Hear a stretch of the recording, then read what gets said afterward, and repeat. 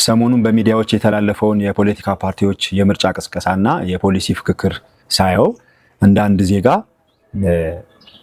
ብዙ በሰላማዊ ትግል የሚያምኑ ፓርቲዎች መኖራቸውን ለመረዳት ይያለው። ይሄ ደግሞ ተስፋ የሚሰጥና ሊመሰገን የሚገባው ሊበረታታ የሚገባው ጉዳይ ነው። በሰላማዊ ትግል አማራጮቻቸውን በህዝባቸው ፊት አቅርበው መድረክ ላይ መተው ተከራክረው በየሰፈሩ በሚደረግ ሀሜትና በየሰፈሩ በሚደረግ ትችት ብቻ ሳይሆን አማራጭ አለን ብለው ቀርበው በህዝብ ፊት መናገር የሚችሉ ፓርቲዎች መኖራቸው በጣም የሚያስደስትና ይሄ ደግሞ ለዲሞክራሲያዊ ስርዓት ግንባታ በጣም ግብአት መሆን የሚችል መሆኑ ይታወቃል። ዲሞክራሲ እንከን የለሽ ስለሆነ ወይም ደግሞ ዋጋ የማያስከፍል ተግዳሮት የሌለው ስለሆነ አይደለም ተመራጭ የሚሆነው ከሌሎቹ የትግል አማራጮች ይልቅ አነስተኛ ዋጋ የሚያስከፍልና ስኬታማነቱ ደግሞ የተሻለ እንደሆነ ስለሚታሰብ ነው። ስለዚህ እነዚህ ፓርቲዎች ደግሞ የዚህ ትግል አካል ሆነው ሀገራችንን ወደ አንድ ዲሞክራሲያዊ ደረጃ ለማሳደግ ካለችበት ይልቅ ደግሞ ወደሚቀጥለው ስቴፕ ለማሳለፍ እያደረጉ እንዳሉ አስተዋጽኦ እያደረጉ እንዳሉ አካላት አድርጌ ቆጥራቸዋለሁ፣ ቢመረጡም ባይመረጡም ማለት ነው።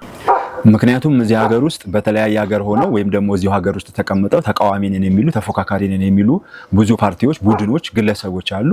ነገር ግን በሰላማዊ ትግል ወይም ደግሞ በዲሞክራሲያዊ ስርዓት ግንባታ የሚያምኑ እንዳልሆኑ በግልጽ እያየን ነው። ሲናገሩ ስንሰማ ዲሞክራሲ እንዲመጣ የሚፈልጉ የዲሞክራሲ ናፍቆትና ፍላጎት ያላቸው ይመስላሉ። ተመልሰው ግን በዲሞክራሲያዊ መንገድ ወደ ምርጫ መጥተው ሀሳባቸውን አቅርበው ለመወዳደር ለመፎካከር ፈቃደኞች አይደሉም። እነሱ የሚፈልጉት ምንድነው?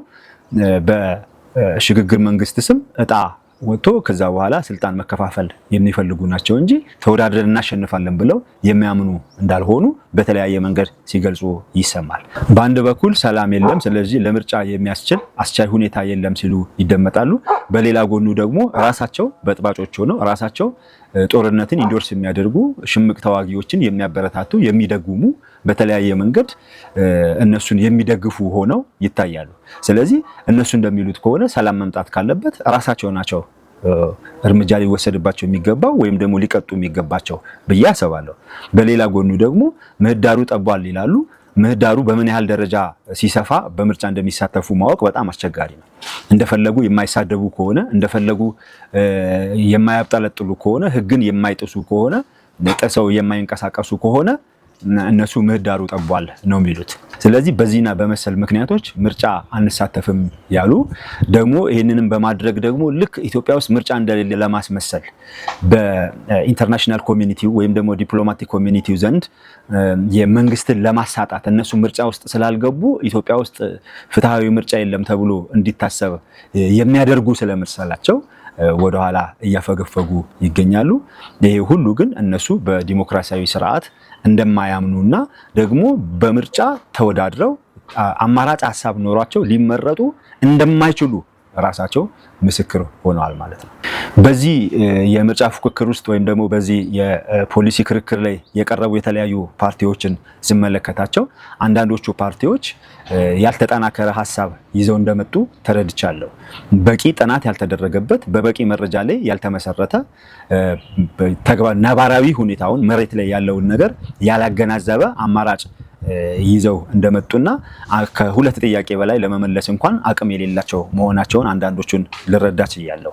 ከነዚህ ፓርቲዎች መካከል አንደኛው ኢሃፓ ነው። የኢሃፓ ጸሐፊ ሰሞኑ መንግስት ተቃውማለች ተብላ መንግስትን አብጠልጥላለች ወይም ደግሞ ተሳድባለች ወይም ጠቅላይ ሚኒስትሩንና መጽሐፋቸውን ተችታለች ተብላ እንደ ጀግናና እንደ ጎበዝ ስትበረታታ ወይም ደግሞ ስትሞገስ የነበረችው እህታችንን ጨምሮ ያልተጠናከረ ምንም አይነት ተጨባጭ ውጤት ሊያመጣ የማይችል ሐሳብ ነው ይዘው ለክርክር የቀረቡት።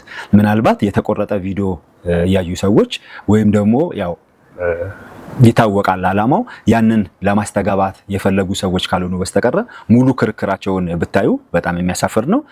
ብዙ ሚዲያ ላይ የሰጠችውን መግለጫ ወይም ደግሞ ፓርቲያቸውንም ደግሞ ያቀረባቸውን ንግግሮች ተመልክቻለሁ። እነዚህ ሰዎች ሶሻል ዲሞክራሲ እንከተላለን ብለው ይህንን ርዕዮተ ዓለም እንቀበላለን የሚሉ ናቸው።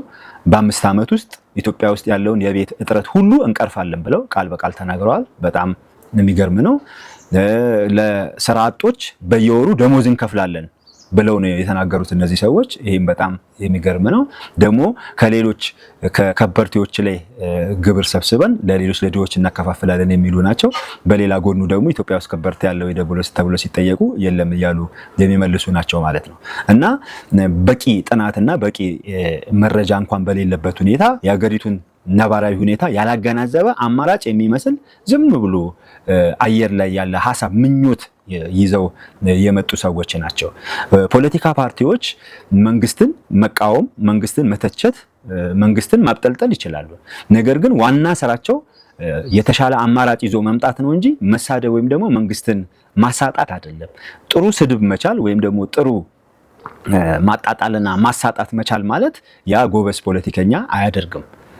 ምናልባት ወረድ ብለው እንደ አክቲቪስት ቢንቀሳቀሱ አክቲቪስትም እንኳን ቢሆን እንደዛ አይደለም ስራው ካልሆነ በስተቀር የተሻለ አማራጭ ይዘው የመጡ አይደሉም። ነገር ግን ኢዜማ የተሻለ ሆኖ አይቼዋለሁ። ቢያንስ በተለያዩ የመንግስት ኃላፊነት ውስጥ ያሉ አመራሮች ስላሉት አባላት ስላሉት መሬት ላይ ያለውን ተጨባጭ ነገር በማየታቸው ምክንያት ሚዛናዊ ለመሆን የረዳቸው ይመስለኛል። ከዛም ባሻገር በተለያየ ጊዜ በተለያየ የፖለቲካ ፓርቲዎች ውስጥ ያለፉ ሰዎች በመሆናቸው ምክንያት በጣም ክርክር አዋቂዎች ናቸው፣ ንግግር አዋቂዎች ሆነው አይቻቸዋለሁ። ከዛም ባለፈ ስለሚናገሩት ነገር የተሻለ የሚያውቁ በመሆናቸው ምክንያት ለፉክክር የሚበቃ ለክርክር የሚበቃ ቢያንስ መድረክ ላይ ለሚቀርብ ሙግት የሚበቃ ተወካዮችና ተናጋሪዎች ይዘው መቅረባቸው በጣም ደስ የሚያሰኝ ነው። ክርክሩን በጣም ከባድ የሚያደርገው ክርክሩ የሚደረገው ከብልጽግና ጋር መሆኑ ነው።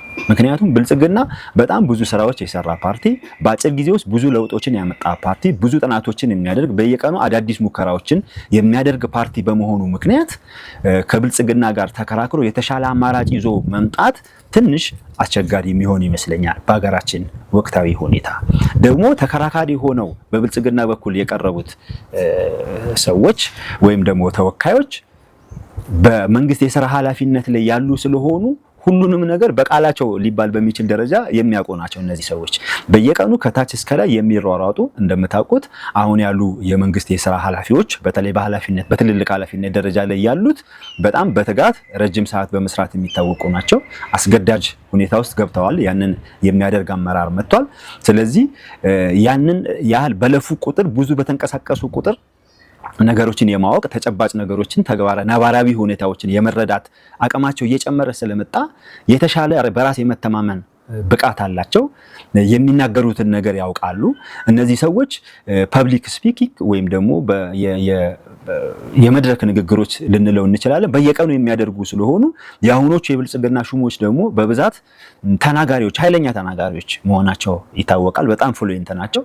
ስለዚህ ከነዚህ ጋር ተከራክሮ ማሸነፍ በጣም አስቸጋሪ ነው። ከዛም ባለፈ ደግሞ ብልጽግና ይዞ የመጣው ፖሊሲ ወይም ደግሞ የፖሊሲ አማራጮች በስራ የተፈተኑ በተግባር የተፈተኑ ጭምር ስለሆኑ በስራም የታዩ ጭምር ስለሆኑ ለሚቀጥለውም ጊዜ ደግሞ እንደዚህ ልናደርግ እንችላለን፣ እንደዚህ ደግሞ ልናደርግ ይገባናል፣ እንደዚህ ብናደርግ ይሻላል ብለው የሚያቀርቡት ነገር እንኳን ቢሆን በየቀኑ እየሞከሩ ስለሚያዩት የተለያዩ ፊድባኮችን ስለሚያዩ በብዙ ቻሌንጅ ውስጥ ደግሞ በብዙ ተቃውሞ ውስጥ በስራ እያሳለፉ ያሉ ሰዎች በመሆናቸው ምክንያት ከነሱ የተሻለ አማራጭ ይዞ መምጣት በአሁን ሰዓት በጣም አስቸጋሪ ይመስለኛል። ነገር ግን ሁሉም ፓርቲ አለኝ የሚለውን ነገር ይዞ መቅረቡ በህዝቡ ፊት ለህዝቡ አማራጩን መስጠቱ የተሻለ መሆኑ ይታወቃል።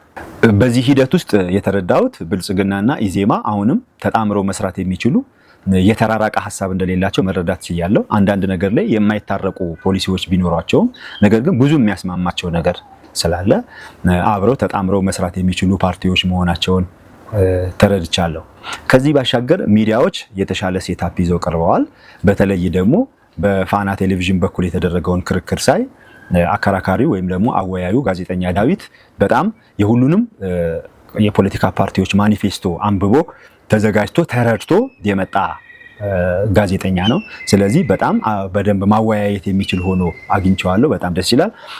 አንዳንዶች ለብልጽግና ያደላል ብለው ሲያሙት ሰምቻለሁ። ነገር ግን በእነዚህ መድረኮች ላይ እንደውም ከሌሎች ፓርቲዎች የተሻለ ብልጽግናን የሚሞግት ሀሳብ ይዞ ሲቀርብ ያየሁት እሱን ነው።